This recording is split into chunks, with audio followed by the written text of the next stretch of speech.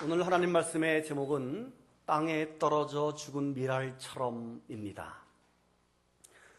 저는 지난 주간에 청주신학교 학생들과 함께 졸업여행 일정으로 싱가포르와 베트남을 다녀왔습니다. 여러분들의 기도 덕분으로 아주 좋은 일기와 또 건강하게 잘 다녀올 수 있었습니다. 싱가포르는 우리나라보다 잘 사는 나라이고 베트남은 우리나라의 70년대 정도에 머물러 있는 가난한 나라이지만 많은 감동과 지식들을 배울 수 있는 그런 기회가 되었습니다. 여행에서 얻은 지식과 감동들을 간간히 설교를 통해서 여러분들에게 전달하게 되리라고 생각을 합니다.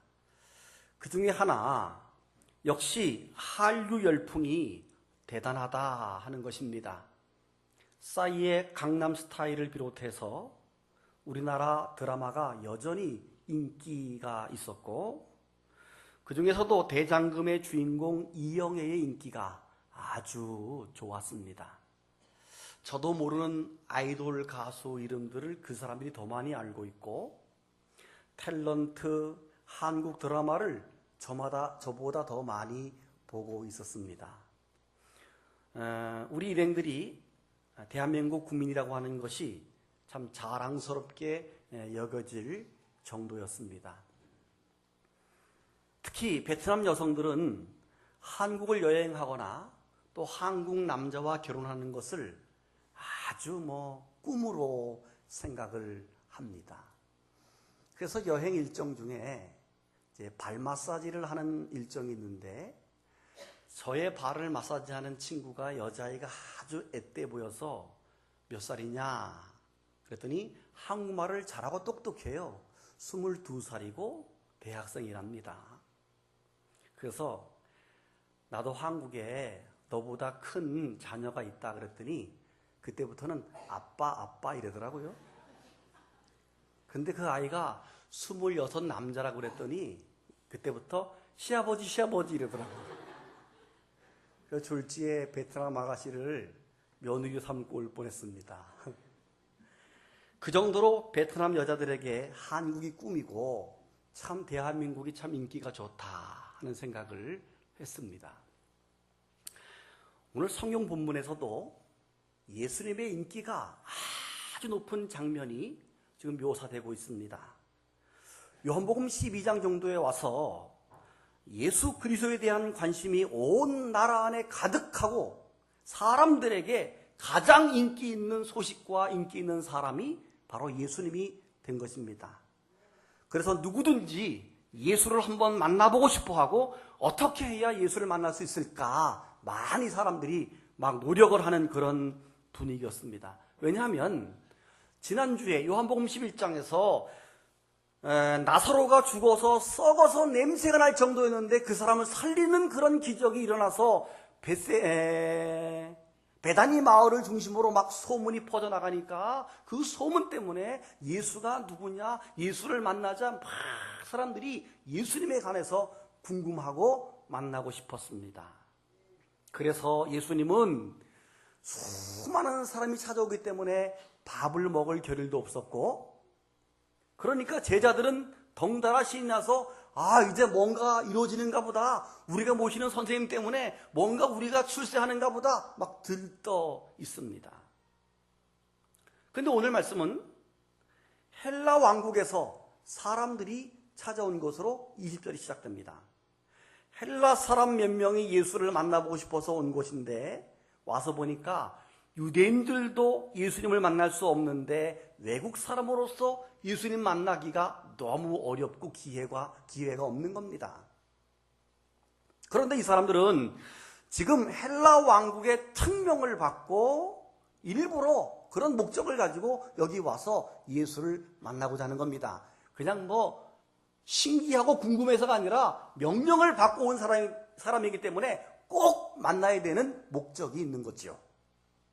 그래서 오늘 성경 말씀에 나와 있지 않습니까? 명절에 예배하러 올라온 사람 중에 헬라인 몇이 있는데 그들이 갈릴리 베스다 사람 빌립에게 가서 청하여 이르되 선생이여 우리가 예수를 배웁고자 하나이다 이렇게 20절이 시작됩니다. 여러분, 헬라 사람들이 왜 예수님을 만나려고 했으며 또 그들이 어떤 명령을 받고 왔을까요? 성경에 나오지 않지만 성경을 깊이 연구해 보게 되면 그 당시 헬라 왕국 가운데 에데사라고 하는 왕국이 있는데 자그마한 왕국입니다만은 그 왕국에 문제가 생겼습니다. 어떤 문제인가 하면 이제 아버지 왕위를 계승해서 왕이 되어야 될 왕자가 문둥병에 걸린 겁니다. 근데 어떤 방법을 해도 문둥병을 고칠 수가 없어서 고민하는 찰나에 소문이 들려옵니다. 어떤 소문? 유대 지역의 예수라는 사람은 병자를 고치고 문둥병을 고치고 문둥병은 식은 죽 먹지고 죽은 사람도 살렸다더라. 이런 소문을 그들이 듣게 된 겁니다. 그래서 그 왕국에서 그 예수를 좀 데려오라고 특명을 받고 지금 온 겁니다. 그런데 와 보니까 하도 사람이 예수님 곁에 많으니까 도저히 이런 이야기를 전달할 방법도 없고 기회도 없고 이거 막막합니다. 그러다가 가만히 생각해 보니까 머리를 썼습니다. 예수님의 12명의 제자 가운데 빌립이라고 하는 사람은 헬라파에 가까운 사람이다. 왜냐하면 빌립이라고 하는 이름은 헬라식 이름이거든요. 그러니까 그 빌립에게 부탁하면 같은 헬라파이니까 아마 어떤 도움이 있을 것이다 라고 생각을 한 겁니다. 그래서 빌립을 만났습니다. 그래서 빌립에게 우리가 이런저런 이유로 여기 왔는데 당신을 통해서 예수님 만나기만 해주면 당신에게 살해하겠습니다. 좋은 일이 있을 겁니다. 이런 얘기를 했겠지요.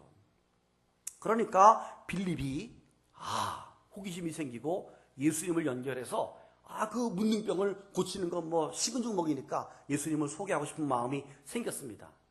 근데 자기 혼자보다도 예수님이 사랑하는 안드레, 특별히 예수님의 첫 번째 제자였던 안드레를 불러갖고 안드레야, 선생님, 지금 헬라 사람들이 이렇게 왔는데 둘이 같이 얘기해가지고 예수님을 소개해 주십시다. 안드레가 들어보니까 그거 설득력 있고 괜찮아요. 그래서 둘이 같이 예수님한테 가서 예수님, 지금 헬라에서 사람들이 왔는데 이런 일로 예수님, 선생님을 보고자 합니다. 한번 만나주시지요. 그랬습니다. 오늘 성경 본문의 말씀은 그 이야기를 전해 들은 예수님이 그들에게 하신 말씀이고 곧 설교입니다. 예수님은 그 제자들의 부탁을 들어주지 않았습니다. 헬라에서 온 사람들을 따라서 에데사 왕국에 가지 않았습니다. 왜 예수님은 이들의 소원을 들어주지 않았고 에데사 왕국을 가서 그 병자를 고쳐주지 않았을까요?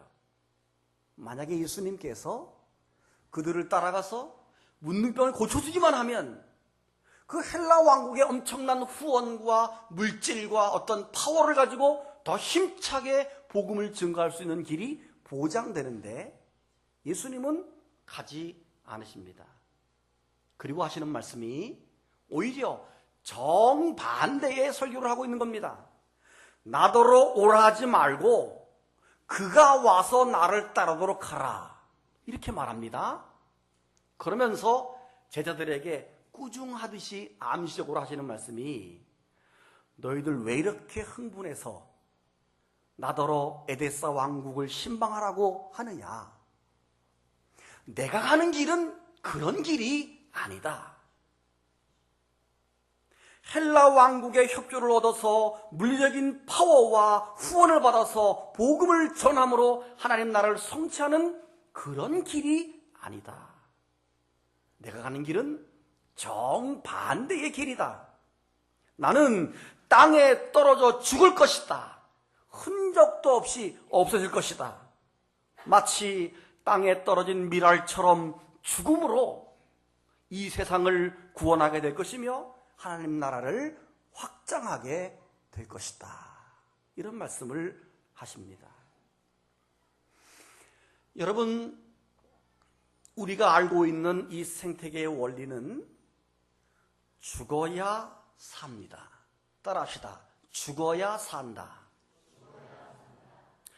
한쪽에서는 계속해서 죽고 그 죽음 때문에 또 한쪽에서는 계속 삽니다. 식물의 세계를 한번 생각해 보십시오. 우리 주변의 산과 나무들이 천지 창조 때부터 있었던 나무입니까? 아닙니다. 자라다가 죽고 그 죽은 자리에서 또 나오고 자라다가 죽고 계속 죽음과 삶이 반복이 되고 있습니다. 일정한 시간이 지나면 죽습니다. 죽고 없어진 곳에는 새로운 생명이 나오도록 세상의 모든 생명의 원리가 그렇게 다 되어져 있습니다. 동물의 세계를 가만히 생각해 보십시오. 하나가 살기 위해서는 반드시 하나가 죽어야 합니다. 그의 먹이가 되어줘야, 내가 죽음으로 그 어떤 동물의 먹이가 되어줘야 그 동물이 또 삽니다. 그래서 한쪽에서는 죽고 또 한쪽에서는 계속 삽니다. 그 죽음 때문에 한쪽에서는 생명을 얻게 되는 것입니다. 우리가 장구벌레라든지 군뱅이라든지 이런 곤충들을 보게 되면 흉하기도 하고 참 징그럽기도 하는데 그런 곤충들이 일단 죽습니다. 죽음을 통과한 다음에 변화되어서 잠자리도 되고 매미가 되어서 노래도 하고 또 하늘을 나르는 그런 삶과 죽음의 생태학적 기초 원리로 이 세상은 만들어져 있습니다. 그래서 예수님의 모든 설교의 특징은 바로 패러독스, 즉 역설적 진리로 되어져 있습니다. 따라합시다. 역설적 진리. 너희들이 살고자 하느냐? 죽으라. 죽으면 살리라 하는 그 말이 우리가 일반적으로는 이해가 되지 않는 말입니다. 죽었는데 어떻게 삽니까? 근데 예수님께서는 계속해서 그렇게 설교합니다. 살고자 하는 자는 죽을 것이요 높고자 하는 자는 낮아지리라. 너희가 높고자 하느냐? 낮아져라. 겸손해라. 겸손하면 높아지리라. 역설적인 진리를 예수님께서 전하고 있는 것입니다. 바울도 그랬죠? 욕된 것으로 심고 영광스러운 것으로 다시 살며 썩을 것으로 심고 썩지 않을 것으로 다시 살며 육의 몸으로 심고 신령한 것으로 다시 사나니 육의 몸이 있은즉 또한 신령한 몸이 있느니라. 이렇게 말씀을 했습니다. 무언가는 죽어야만 또 다른 한쪽에서는 영광스러운 생명이 재탄생되어지는 지초 원리를 예수님께서 말씀을 하고 있습니다. 그래서 예수님은 지금 제자들의 요청을 받고 그들에게 꾸짖듯 역설적 설교를 하십니다. 나는 반대의 길을 갈 것인데 너희들 어떻게 할 것이냐? 나는 죽으러 가는 거야. 하나의 밀이 땅에 떨어져 죽으면 많은 열매를 맺는 진리. 나는 흔적도 없이 죽을 건데 에세다 왕국에 가서 왕의 후원을 받으면서 왕자의 문병을 고쳐주고 영광을 받을 것이 아닌데 어쩌면 좋으냐. 그래서 땅에 떨어져 죽어 없어질 것이다. 그러니까 이 철없는 제자들이 선생님, 그럼 우리도 죽어야 됩니까? 이렇게 또 말하네. 그러니까 예수님이 그렇다. 나도 그렇게 죽어야 되고 너희도 그렇게 죽어야 되고 지금 에데사 왕국의 왕자도 나를 그리로 오라지 말고 그가 나에게 와서 나를 따를 때 그는 살 것이다. 이런 말씀을 하는 것입니다. 바로 이 부분이 사실은 예수님과 제자들 사이의 갈등, 또 신앙과 우리 사이의 갈등이지요. 여러분, 진리를 따라가자니 얼마나 어렵습니까? 우리 보고 지금 죽으라고 말씀하고 있어 예수님께서. 살고자 하느냐? 죽어라. 얼마나 어려운 진리를 우리에게 말하고 있습니까? 여러분에게 겸손해라, 죽어라, 참아라, 얼마나 어렵습니까? 그러나 그래야 산다라고 말하니까 진리긴 진리인데 얼마나 어려운 일인지 모릅니다. 오늘 우리들은 남이 바라보는 큰 일만 하고 싶어 합니다. 많은 사람에게 환호성과 박수를 받는 일은 좋아하지만 하늘의 밀이 되어서 땅에 스스로 없어지는 일은 좋아하지 않습니다. 여러분, 그런데 예수님을 가만히 생각해 보십시오. 이스라엘 나라 사람들에게 그렇게 인기가 많던 사람들이 예수님의 생애 마지막에 가서는 아무도 그를 따르지 않습니다. 예수님을 칭찬하는 소리는 그 시간에 성경 한마디도 없습니다. 대신해서 다 머리를 흔들며 욕하더라, 이런 말이 있고, 제자 중에 하나였던 가룟 유다는 예수님을 팔아넘겼습니다. 그리고 베드로는 예수님을 3번씩이나 모른다고 부인했습니다. 다른 제자들도 다 도망가 버리고 오직 예수님 혼자만이 남아 있습니다. 그동안 오병이어 떡을 얻어먹었던 사람들 어디 갔습니까?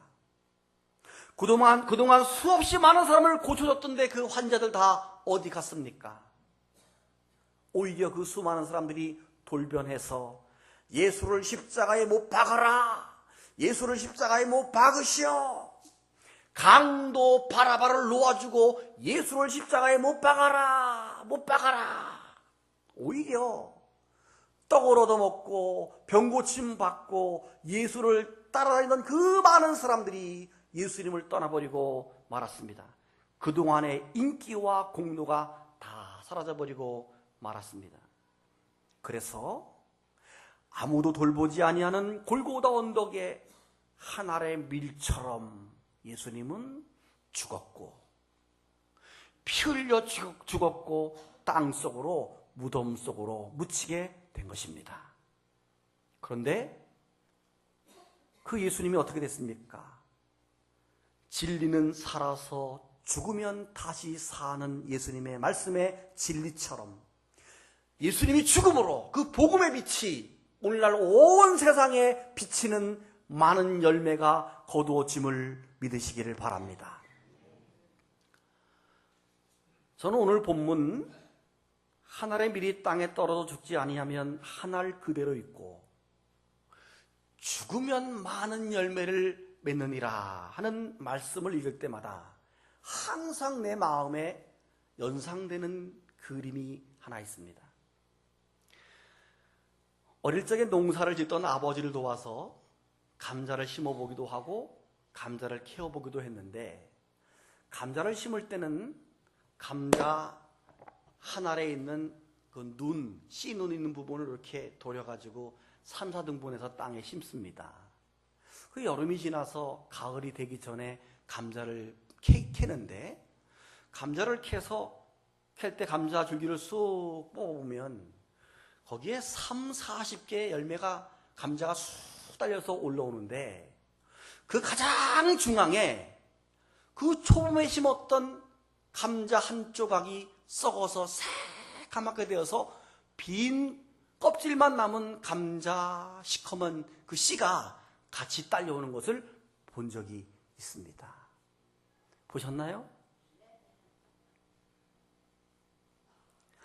씨로 심은 감자나 미랄이 썩어질 때, 죽을 때 많은 열매가 맺어지는 그런 자연의 원리처럼 신앙도 마찬가지고, 우리 인생도 마찬가지고, 가정도 그렇고, 교회도 그렇고, 나라도 그렇습니다. 죽는 자가 있어야 많은 열매를 걷게 되는 것입니다. 누군가 미랄처럼 죽어야 많은 열매가 맺어지는 것입니다. 그 감자에 시커멓게 썩어서 텅텅 빈 껍질만 남은 감자 조각처럼, 여러분 인생을 살면서 우리 속이 썩어서 그 썩은 감자처럼 텅텅 빈 썩은 감자처럼 우리 속이 상할 때가 얼마나 많이 있습니까? 근데 그 속상했던 그 내 마음의 그 시커먼 그 속상했던 것들 때문에 오늘 우리가 존재하고 오늘 내 자식이 살고 이렇게 살아가는 겁니다. 우리의 가정과 사업장과 직장과 일터와 교회를 위해서는 그 그 썩어지는 시커멓게 썩은 그 감자처럼 어쩌면 내가 그런 미랄이 되어야 한다는 것을 주님이 말씀하고 계신 것입니다. 저는 최근에 책을 하나 읽었는데 우리나라 국무총리와 포스코 회장을 지냈던 청암 박태준 씨와 또 우리나라 한국 교계를 이끌어갔던 옥하는 목사님 두 사람의 일대기를 그린 두 광인이라고 하는 책을 읽으면서 특별히 옥하는 목사님이야 제가 잘 아는 부분이니까 그렇다 치더라도 잘 몰랐던 청암 박태준 전 국무총리 포스코 회장을 통해서 그분의 말년에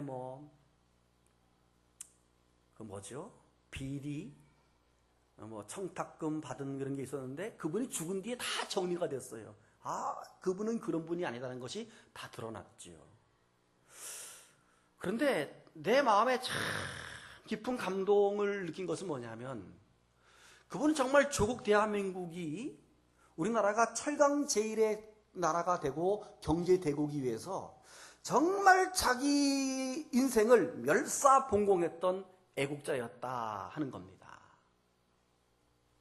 그런데 놀라운 사실은 포스코라고 하는 거대한 기업을 일구어내고 정당의 최고위원이요 국무총리까지 지냈던 그분의 마지막 순간을 보게 되면 집도 없고 본인 명의의 집도 없고 주식도 없고 그리고 마지막에 자기의 병원비를 낼 돈이 없어서 자식들이 돈을 걷어서 병원비를 낼 정도였다 하는 겁니다. 이야, 정말 그분이 그리스도인이거든요. 정말 그리스도인답다. 대기업의 총수였는데 어떻게 주식이 하나 없을 수 있는가? 어떻게 집이 하나 없을 수 있는가?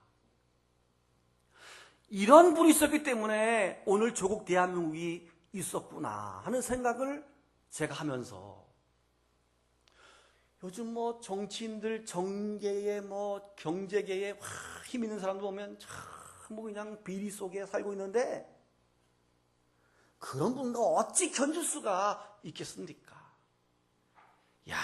이런 분들이 미랄처럼 살아왔기에 오늘 우리나라가 있다 하는 생각을 해보았습니다. 여러분, 우리는 미랄이 되기를 싫어합니다. 그러나 누군가는 죽어야 누군가는 삽니다. 미랄이 있어야 생명과 열매가 맺어지는 것입니다. 나는 누구에게 미랄이 되고 있는지 한번 질문해 보십시오. 나는 누구에게 미랄이 되고 있는가? 내 가정이 행복해지려면 내가 미랄이 되어야 합니다. 내 교회가 부흥되고 성장하려면 내가 미랄이 되어야 이 교회는 부흥되고 성장합니다. 우리나라가 부강한 나라가 되려면 내가 미력하지만 미랄이 될 때 이 나라가 잘 사는 나라가 될 수 있습니다. 내가 살고 있는 이 세상이 아름다워지려면 지구 한 모퉁이에 작은 모퉁이에 이름도 없는 우리지만 이 세상을 위해서 미랄이 될 때 이 세상은 아름다운 세상이 되는 것입니다. 지난 주일에 여행을 마치고 우리 교회로 들어와서 현관에 탁 들어오니까 너무 기분이 좋아요. 왜 기분이 좋은가 하면 여러분들이 지난 주일에 예비신자 작정 카드를 다 적어서 한 200분의 예비신자가 나왔는데 주중에 전사님들이 그걸 전부 이렇게 코디해가지고 현관에 이렇게 다 붙여놓은 거 보셨습니까? 잘 보시기 바랍니다. 너무 이쁘게 잘 해놨고 또 여러분들이 거기에 순종해서 이렇게 다 적어낸 그 열매들이 예비신자 열매들이 다 붙어있는데 너무 마음이 좋았습니다. 여러분, 우리가 이 예비신자를 위해서 사실은 그 영혼 구원해내기 위해서 미랄이 될 때 그 영혼을 구원할 수 있는 것입니다. 그 사람들을 교회로 초청하고 구원받게 하는 전도하기 위해서 기도하고 노력하고 애쓰고 참고 할 때만이 미랄이 될 때 그 영혼이 구원을 받게 되는 것입니다. 이 세상에 희생이 없이 얻어지는 것은 아무것도 없습니다. 희생과 노력이 있어야만 생명도 있고 열매도 있고 결과도 있는 것입니다. 저는 찬송가 208장을 부를 때마다 눈시울이 뜨거워집니다. 3절을 보면, 208장 3절을 보면, 이 교회 위하여 눈물과 기도로 내 생명 다하기까지 늘 봉사합니다. 아멘. 이 교회 위에서 눈물과 기도를, 그리고 내 생명을 다할 때까지 늘 봉사할 때 이 교회가 하나님 앞에 아름다워지는 것입니다. 우리는 하나님이 기뻐하시는 나의 가정을 만들기 위해서 무엇을 어떻게 해야 할 것인가? 우리는 하나님이 기뻐하시는 이 교회를 위해서 무엇을 해야 할 것인가? 주님은 우리에게 미랄이 되라 라고 말합니다. 그것이 주님을 따라가는 길이라고 오늘 성경은 우리에게 말씀하고 있습니다. 눈 감고 묵상해 보십시오.